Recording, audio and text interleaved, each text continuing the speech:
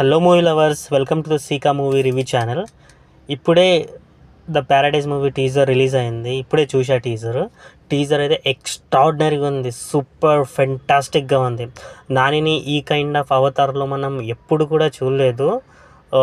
ఆ బ్లడ్ కానీ, ఆ డైలాగ్ కానీ, ఆ ఫైట్స్ కానీ, బ్యాక్ స్టోరీ కానీ ఏదైతే ఉందో సూపర్గా ఉంది. మోహన్ బాబు గారు అండ్ మన సంపూర్ణేష్ బాబు, రాఘవ్ జైల్ క్యారెక్టర్ కానీ ఒక లెవెల్లో ఉంది. అండ్ దాంతోపాటు అనిరుద్ మ్యూజిక్ యాడ్ అయింది, అదొక వేరే లెవెల్.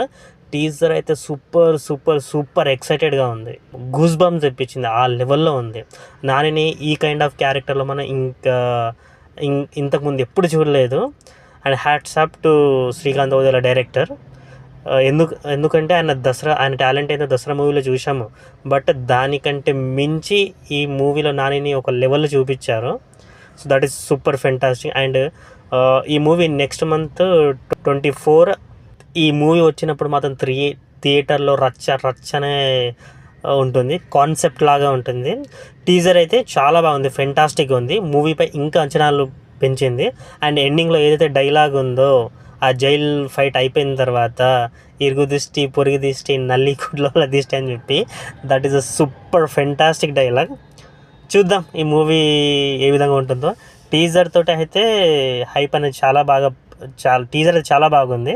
చూద్దాం మూవీ ఏ విధంగా ఉంటుందో. ఆబ్వియస్లీ డౌట్ ఎక్కర్లేదు, ఈ మూవీ కూడా సూపర్గా ఉంటుంది అనిపిస్తుంది. అండ్ ఎస్పెషల్లీ అనిరుద్ పాటలు అయితే ఇంకా ఫెంటాస్టిక్గా ఉంటాయి. చూద్దాం ఏ విధంగా ఉంటుందో మూవీ. ఒకవేళ ఈ వీడియో కింద మీకు నచ్చినట్లయితే please like, share and subscribe. Thank you.